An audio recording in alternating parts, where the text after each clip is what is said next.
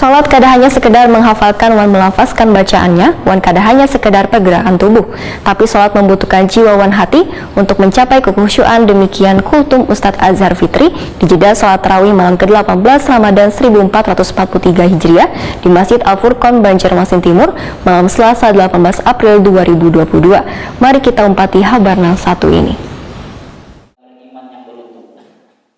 Sebagaimana firman Allah nang artinya, sungguh beruntung orang nang beriman.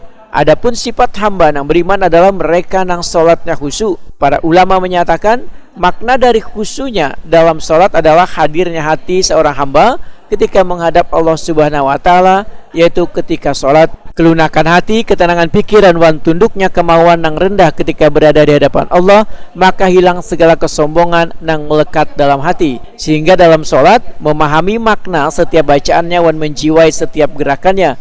Karena sholat kada hanya sekedar menghafalkan wan melafazkan bacaannya, wan kada hanya sekedar pergerakan tubuh, tapi sholat membutuhkan jiwa wan hati untuk mencapai kehusyuan. Demikian kultum Ustadz Azhar Fitri di jeda sholat tarawih malam ke-18 Ramadan 1443 Hijriah di Masjid Al-Furqon, Jalan Bumi Mas Raya, Pengurus Baru, Banjarmasin Timur, malam Selasa 18 April 2022. Ustadz Azhar Fitri menyatakan, kehusyuan bisa dicapai seorang hamba bila mampu merasakan ketenangan wan kedamaian dalam hati wan jiwanya, sehingga pikirannya terpenuhi oleh Allah wan sikapnya nang selalu menunjukkan kesopanan di hadapan Allah Subhanahu wa Ta'ala. Dengan sholat nang khusyuk, maka seorang hamba telah menganggap Allah sebagai satu-satunya penolong, karena sadar akan dirinya nang kada mampu melakukan apapun selain dengan pertolongannya. Oleh karenanya, harus disadari bila sholat kada hanya sekedar perintah untuk dilaksanakan sebagai kewajiban, melainkan kebutuhan manusia kepada Sang Penciptanya.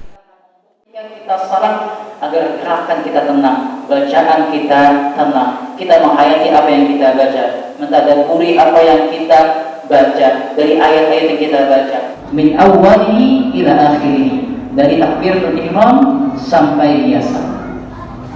Bahkan Syekh mengatakan di sini, wa hadza ruhus shalah, dan itulah ruhnya salat.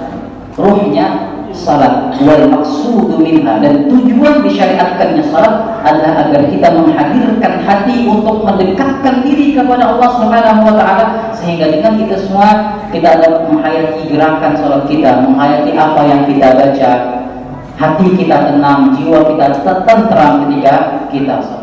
Ustadz Azhar Fitri memedahkan, kehusyuan dalam sholat seharusnya menjadi alat ukur dalam ibadah-ibadah wan aktivitas lainnya.